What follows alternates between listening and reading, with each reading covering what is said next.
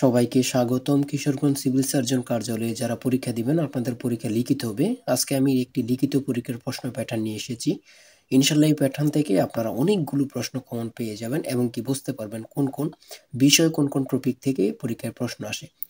আমি মনে করি লিখিত পরীক্ষা হবে, লিখিত পরীক্ষায় পাশ করা কিন্তু অত কঠিন না যদি আপনি পরীক্ষার প্রশ্ন প্যাটার্ন বুঝতে পারেন। আজকে আমি আপনাদেরকে পরীক্ষার প্রশ্ন প্যাটার্ন বুঝিয়ে দিব ইনশাল্লাহ।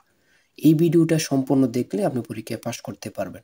আপনাদের পরীক্ষার প্রশ্ন প্যাটার্ন যেমন থাকবে সেম ভাবে আমি একটি প্রশ্ন প্যাটার্ন নিয়ে এসেছি এবং কি কিছু গুরুত্বপূর্ণ তথ্য আলোচনা করব ইনশাল্লাহ। এগুলো আপনারা মনোযোগ সহকারে বুঝলে শুনলে ইনশাল্লাহ পরীক্ষায় পাশ করতে পারবেন। আমি মূল টপিকে চলে যাব, একটি প্রশ্ন প্যাটার্ন সমাধান করে দিব। তার আগে বলে রাখি, আপনারা যারা কিশোরগঞ্জ সিভিল সার্জন কার্যালয়ে পরীক্ষা দিবেন আপনাদের জন্য একটি স্পেশাল চূড়ান্ত সাজেশন তৈরি করা হয়েছে। যারা চাকরির কারণে বিভিন্ন কাজের কারণে পড়তে পারেন না শুধু তারাই সাজেশনটি সংগ্রহ করবেন এবং কি যারা একটু দুর্বল একটু বোঝেন কম আমি বলি তারাই শুধু সাজেশনটি সংগ্রহ করবেন। সাজেশনটি নিতে স্ক্রিনে দেওয়া হোয়াটসঅ্যাপ নাম্বার রয়েছে, ইমো নাম্বার রয়েছে, দুটোর মধ্যে যে কোনো একটি মেসেজ করে সাজেশনটি সংগ্রহ করুন। সাজেশনের মূল্য 100 টাকা। আমি বলি 100 টাকার বিনিময়ে হলো সাজেশনটি নেবেন, ইনশাল্লাহ আপনি সাজেশনটি পড়লে পরীক্ষায় পাশ করতে পারবেন। আমি মূল কথায় চলে আসলাম। দেখেন এখানে রয়েছে সিভিল সার্জন কার্যালয়, কোথায়? কিশোরগঞ্জ। সিভিল সার্জন কার্যালয় কিশোরগঞ্জ, পদের নাম স্বাস্থ্য সহকারী ও অন্যান্য পদ। পরীক্ষা হবে 3রা জানুয়ারি 2025 সালে। সময় থাকবে 90 মিনিট, পূর্ণমান 80। আমি বলি লিখিত পরীক্ষায় পাশ করা কিন্তু কোনো কঠিন না, শুধু প্রশ্ন প্যাটার্নটি আজকে বোঝেন। আমি দেখিয়ে দিব কোন কোন টপিক থেকে প্রশ্নগুলো আসে, শুধু এগুলো আপনারা মাথায় রাখবেন। সর্বপ্রথম বাগধারা থাকবে, বাগধারা থেকে 5টি প্রশ্ন দেয়া থাকবে, ফার্স্টের জন্য আপনাকে 5 নাম্বার দিবে। তারপরে 2 নাম্বারে কি থাকবে? এক কথায় প্রকাশ করুন, এক কথায় প্রকাশ করুন থাকবে। আমার কথাগুলো শুনুন।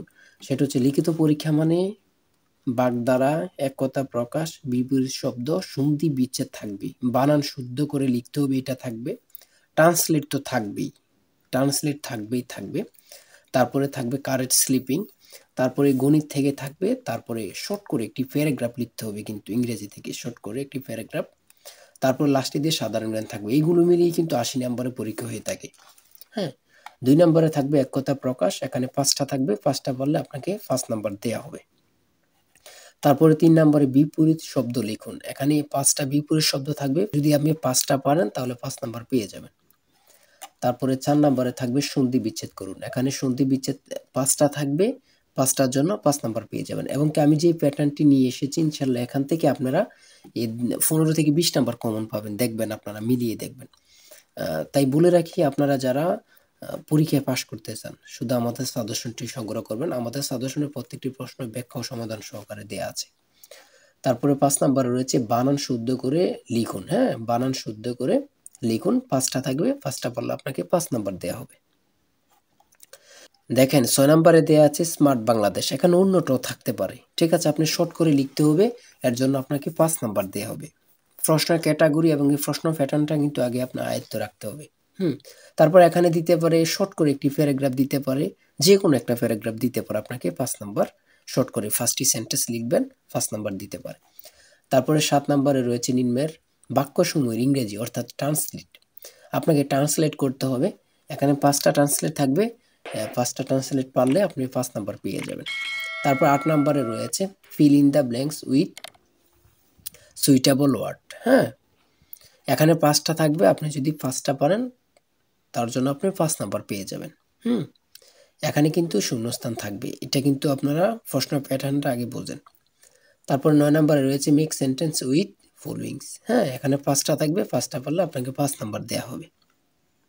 তারপরে 10 নাম্বারে রয়েছে রাইট কারেক্ট স্লিপিং, মানে এখানে ভুল ওয়ার্ডগুলো দেওয়া আছে, আপনি সঠিক ওয়ার্ডগুলো এখানে লিখবেন, এটা হচ্ছে কারেক্ট স্লিপিং।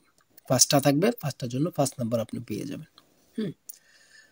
তারপরে 11 নম্বরে রয়েছে, দেখেন 11 নম্বরে সাধারণ জ্ঞান দিয়েছে, 11 নম্বরে সাধারণ জ্ঞান দিয়েছে। দেখেন এখানে রয়েছে এশিয়ার দীর্ঘতম নদী কোনটি, সেটা হচ্ছে ইয়াং শিকিয়াং, ঠিক আছে? এখানে অনেকগুলো দিয়েছে, আপনারা এগুলো দেখে নেবেন। এটা কিন্তু বিগত সালের প্রশ্ন, তো এর জন্য এটা কিন্তু বিগত সালের প্রশ্ন। হ্যাঁ, সাধারণ জ্ঞানগুলো আপনারা দেখে নেবেন। এখানে সাধারণ জ্ঞান 10টা থাকতে পারে, 15টাও থাকতে পারে। 12 নম্বরে রয়েছে একটি চৌবাচ্চার 5/3 ভাগ পূরণ হতে 7 ঘন্টা সময় লাগে, চৌবাচ্চার বাকি অংশ পূরণ হতে কত সময় লাগবে? ঠিক আছে? এই অঙ্কটার সমাধান দেয়া আছে। আপনি যদি অঙ্কটা পারেন তাহলে ৫ নাম্বার পেয়ে যাবেন। আমাদের সাজেশনে একটা সুবিধা কি প্রত্যেকটি প্রশ্নের ব্যাখ্যা ও সমাধান সহ দেয়া আছে। তারপরে ১৩ নাম্বার। আমি প্রত্যেকটি ভিডিওতে আমার ভিডিও কিন্তু অনেকগুলো দেয়া আছে সিভিল সার্জন কিশোরগঞ্জ সম্পর্কে। প্রত্যেকটি ভিডিওতে বলা আছে যে উৎপাদক দেখে থাকবে। উৎপাদক থেকে একটি প্রশ্ন থাকবে, ৫ নাম্বার থাকবে। আপনার উৎপাদক দেখে নিবেন। ঠিক আছে? যেমন এখানে দিয়েছে উৎপাদক থেকে x² প্লাস 13x প্লাস 36, ঠিক আছে? এটার মানটা কত বাইর করতে হবে। এখানে প্রশ্ন সমাধান দেয়া আছে, আপনারা এটা দেখে নিবেন। ১৪ নম্বরে একটি ত্রিভুজাকৃতির ১৪ নম্বরে দেয়া আছে একটি ত্রিভুজাকৃতির জমির ভূমি ১৪ নম্বরে দেয়া আছে একটি ত্রিভুজাকৃতির জমির ভূমি ৭৫ ফুট, উচ্চতা ৪৬ ফুট, প্রতি বর্গ ফুট ৩০.৫০ টাকা হারে গাছ লাগাতে কত টাকা খরচ হবে। এটা কিন্তু গুরুত্বপূর্ণ অঙ্কটা। এটা পারলে আপনাকে ৫ নাম্বার দেয়া হবে। এতটুকুই। আপনার ৮০ নাম্বার কিন্তু হয়ে গেল, এতটুকুই। আর কোনো কিছু না। আমরা আগে প্রশ্ন প্যাটার্ন বুঝতে হবে, ঠিক আছে? না হলে কিন্তু আন্দাজে শুধু পড়লেই চলবে না। প্রশ্ন প্যাটার্ন বুঝতে হবে, তারপরে পড়তে হবে, তারপরে পরীক্ষা উত্তীর্ণ হতে হবে। আপনারা তো অনেকে জানেন না প্রশ্ন প্যাটার্ন, যারা দুর্বল, যারা একটু চাকরির কারণে বিভিন্ন পেশার কারণে পড়তে সমস্যা, আমি বলে রাখি আমাদের সাজেশনটি ফলো করবেন। আপনি তো আর বুঝবেন না যে কোথায় থেকে আপনি তো এখান থেকে খুঁজতে হবে, ওখান থেকে খুঁজতে হবে। আপনার তো সময় নেই এত, ঠিক না? আমাদের সাজেশনটি সংগ্রহ করে রাখুন। ইনশাআল্লাহ আপনি পরীক্ষায় পাস করবেন। সবাই ভালো থাকবেন, সুস্থ থাকবেন। আল্লাহ হাফেজ।